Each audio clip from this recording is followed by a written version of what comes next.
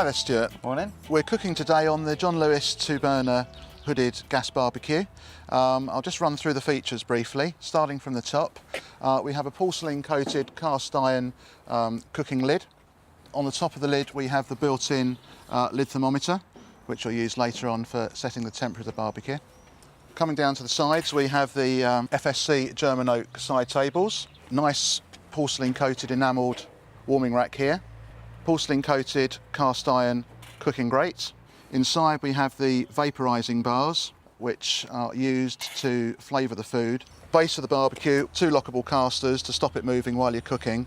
Very importantly, all of our gas barbecues run off of a bottle of propane gas. We don't recommend that you cook with your gas underneath the barbecue from a safety point of view, so the gas bottle will always be sitting there at the side. It has a clip-on regulator that attaches to the top.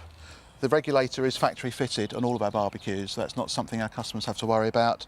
Bottles of gas are available through various outlets. These barbecues do come flat pack when a customer buys them, but they have the choice of taking up the John Lewis barbecue gas assembly service, whereby for £30 we will assemble the barbecue for the customer before it's delivered to them. That's quite good. Let's get this barbecue fired up, shall we? Okay. It's a simple push button ignition.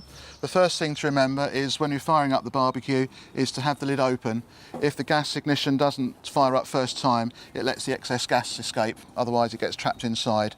So literally it's a push button and click and it fires up. The barbecue's up to cooking temperature now, so we'll just open the lid up. There we are. Don't know about you, but I'm getting pretty hungry here. What are we going to be cooking today, Stuart? Okay, we've got a few things that we're going to be grilling on here today. We've got teriyaki salmon, which we've marinated up for about 24 hours beforehand. Place it on the grill, and we've got a few different bits of vegetables. We've got some butternut squash and some asparagus, all been lightly oiled up before. What's going to happen is all of the fat from the food here, it's going to drop down onto the vaporiser bars underneath. The heat from the vaporiser bar is going to cause that fat to evaporate.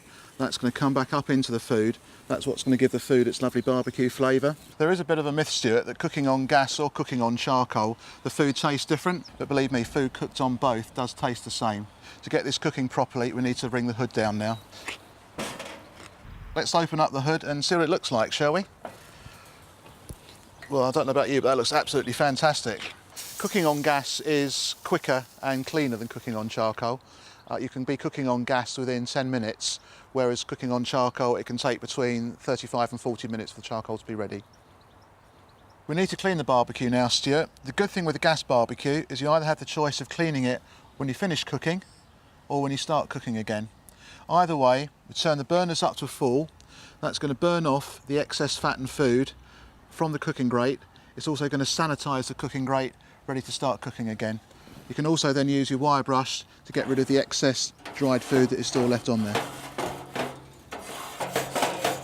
Once the barbecue has cooled down, it's important to keep it covered to protect it from the elements. That means it's ready for immediate use as soon as the sun comes out.